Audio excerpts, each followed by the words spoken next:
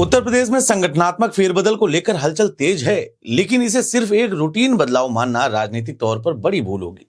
असल में यह बदलाव सत्ता, संतुलन और संदेश तीनों का मिश्रण है, जिसमें लखनऊ से लेकर दिल्ली तक की रणनीति साफ तौर पर झलक रही है। सूत्रों के मुताबिक भारतीय जनता पार्टी प्रदेश संगठन की नई सूची 30 अप्रैल के बाद कभी भी जारी हो सकती है, लेकिन इस बार की कयावत सिर्फ पदों के बंटवारे तक तो सीमित नहीं है, बल्कि इसके जरिए कई सियासी संदेश एक साथ देने की तैयारी भी चल रही है। सबसे बड़ा पहलू है सत्ता और संगठन के बीच तालमेल बिठाना। पिछले कुछ समय से यह चर्चा लगातार रही है कि मुख्यमंत्री योगी आदित्यनाथ और केंद्रीय नेतृत्व के बीच बेहतर समन्वय की जरूरत है।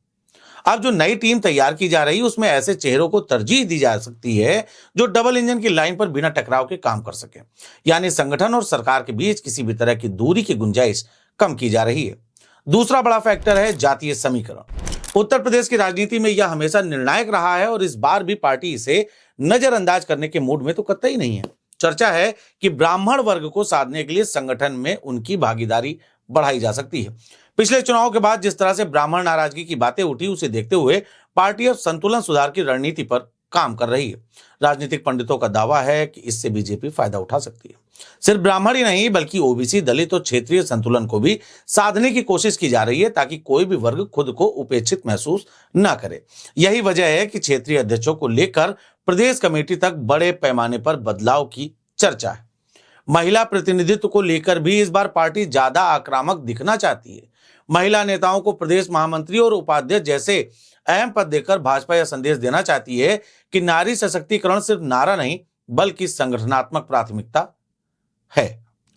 लेकिन सबसे दिलचस्प और थोड़ा सख्त पहलू है परफॉर्मेंस का दबाव। जी हां, माना यह भी जा रहा है कि जिन पदाधिकारियों का ग्राउंड कनेक्शन कमजोर रहा या जो संगठन को अपेक्षित गति नहीं दे पाए, उन्हें इस बार बाहर का रास्ता दिखाया जा सकता है। यानी यह फेरबदल रिवॉर्ड और पनिशमेंट दोनों का परफेक्ट कॉम्बिनेशन होगा।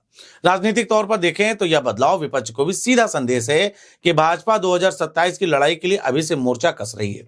नए चेहरे, जातीय संतुलन, महिला भागीदारी और केंद्र राज्य के बीच समन्वय, इन सबको मिलाकर पार्टी एक ऐसा संगठन खड़ा करना चाहती है जो चुनावी मोर्चे पर कोई भी कमजोरी न छोड़े।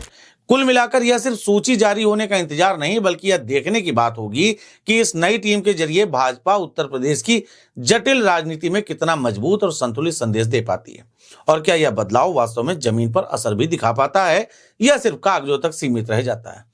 राजनीतिक पंडितों का यह भी कहना है कि एक तरफ सूबे के मुखिया योगी आदित्यनाथ लगातार इस कयावत में लगे हुए हैं कि उनको टीम उनकी मनमाफिक मिल जाए, लेकिन दूसरी तरफ लोगों का यह भी कहना है कि बीजेपी प्रदेश अध्यक्ष के तौर पर पंकज चौधरी बैठे हैं, जिनके केंद्र से संबंध ज्यादा अच्छे हैं, तो ऐसे में पंकज चौधरी की ज्यादा चलेगी। ये तो उड़ती उड़ती बातें हैं।